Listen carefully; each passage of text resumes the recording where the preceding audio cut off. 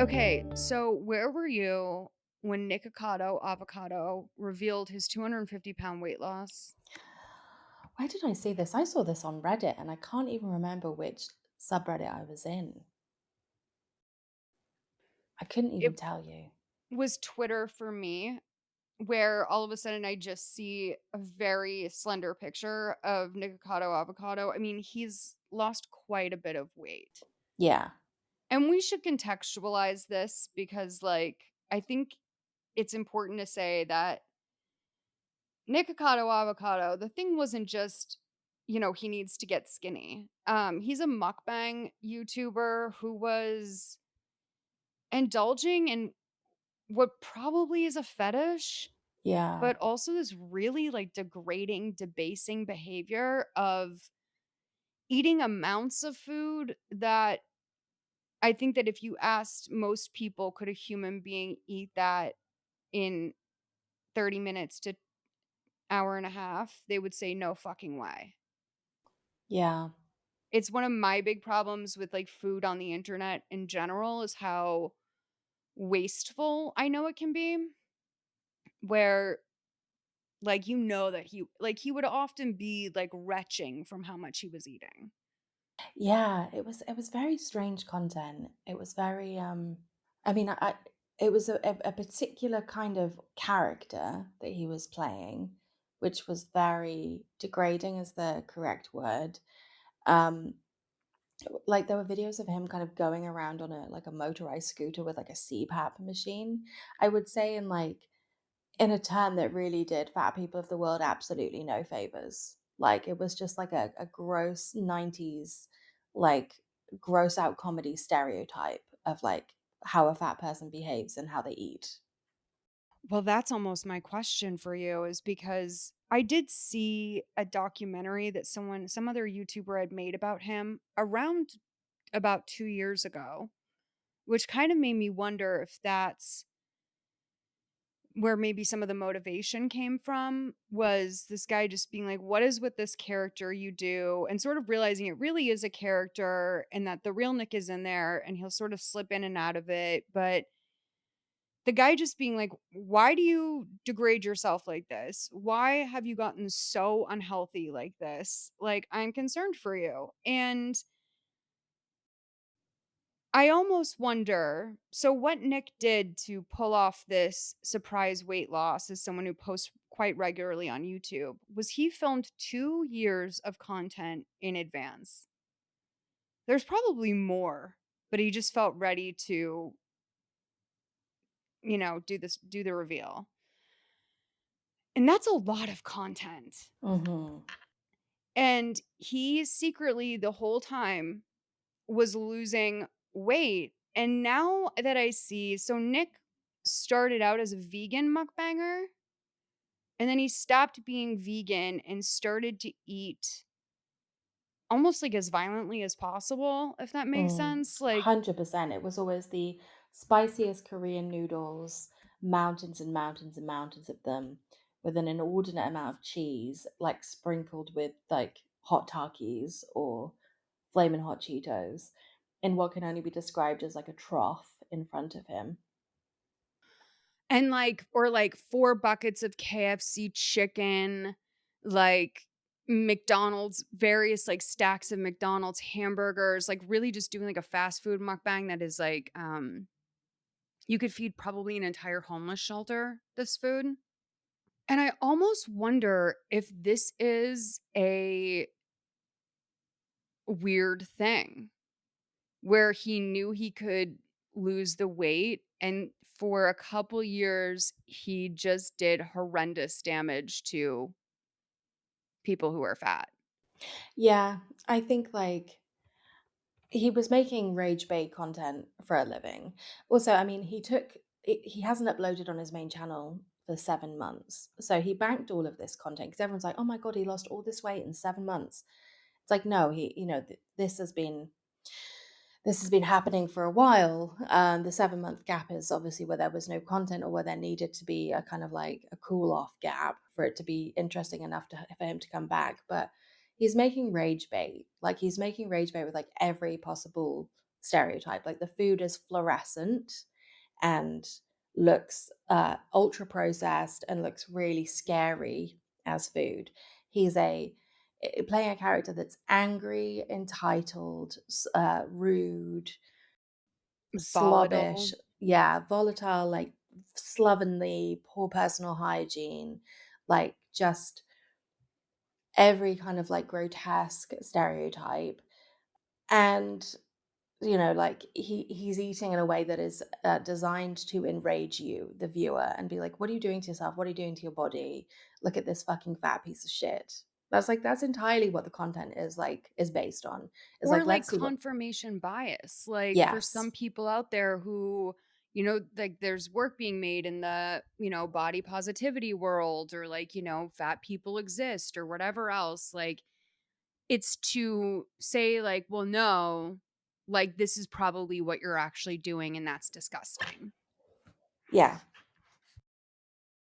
Like it's interesting that the guests that he would have on his channel, like very, very fat creators who I think were kind of fetish creators.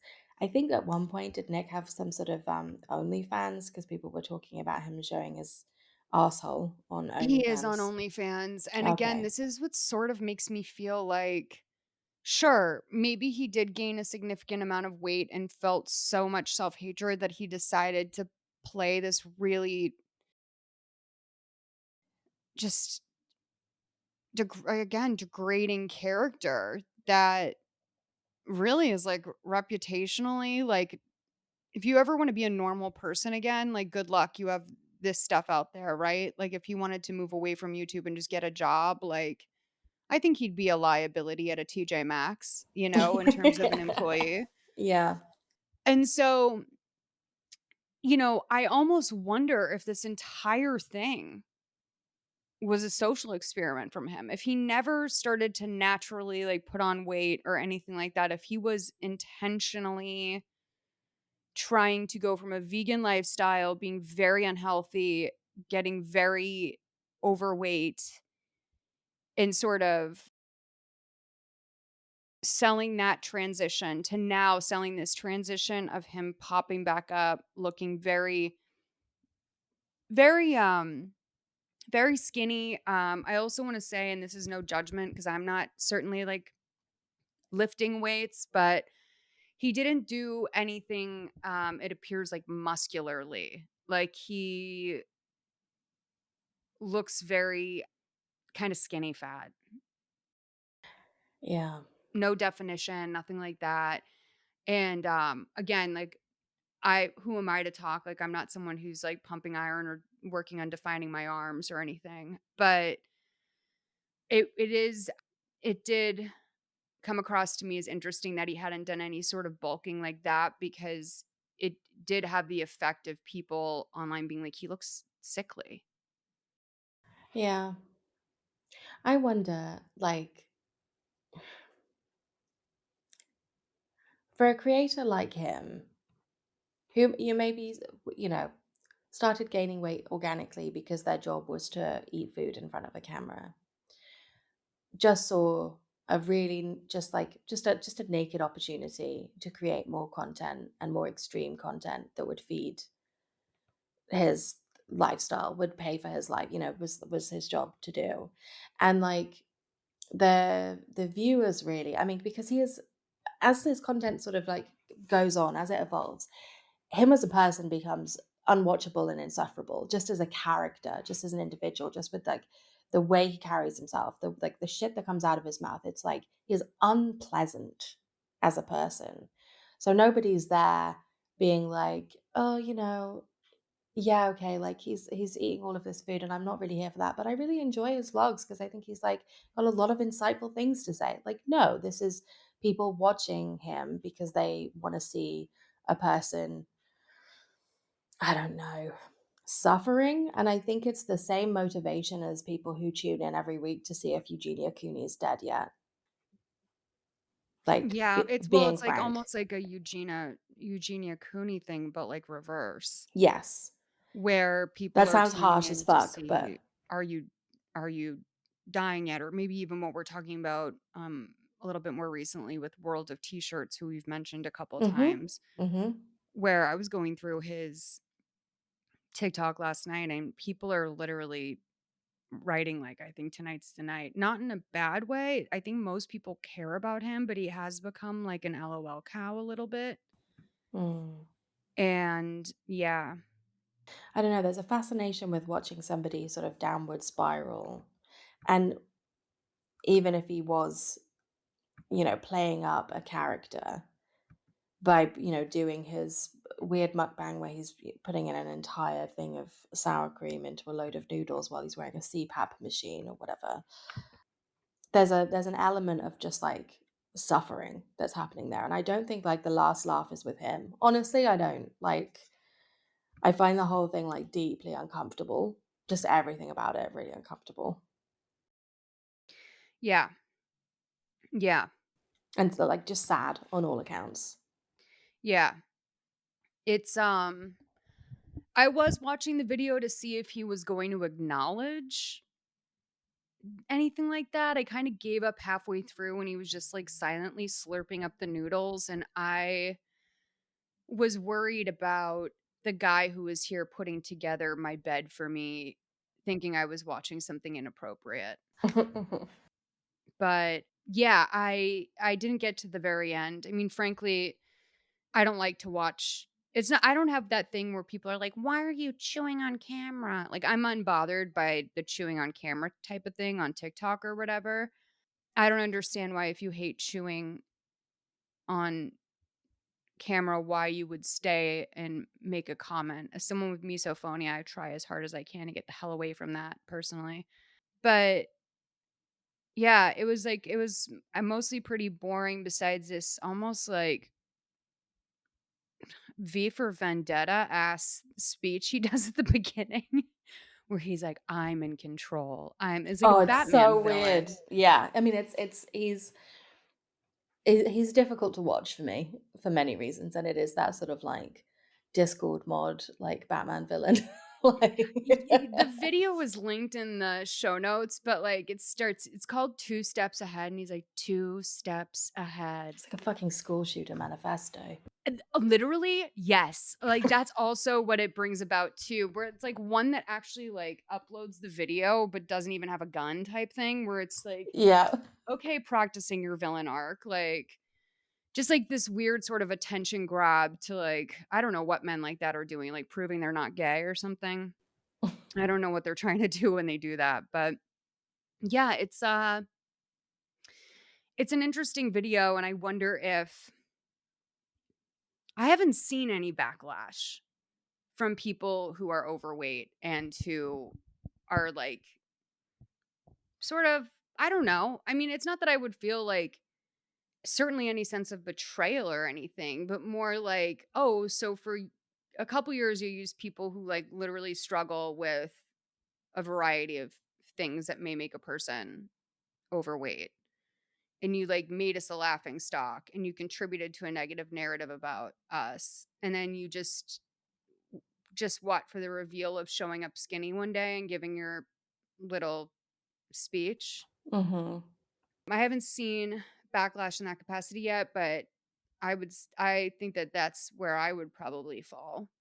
Yeah, I think it's probably just not worth engaging with, honestly, because it's so, like, we can see the tropes, like, so nakedly out in the open, which is like, well, like, Nikacado Avocado gained, like, 250 pounds and then he lost it, so, like, why, like, the fat people have no excuse, and, like, it's all of the things, it's all the confirmation bias, it's all of the people, like, now being really kind and nice to him in the comments after roasting him and, like, being horrified, repulsed, and disgusted by him for the last few years, suddenly calling him a legend in the comments. Like, it's like everything we know. And I did read some stuff saying, like, oh, people are saying it's a social experiment for him to, like, show how the world treats fat people. And it's like, do you know what to do about that? Just ask fat people. Like, Right. they'll tell you.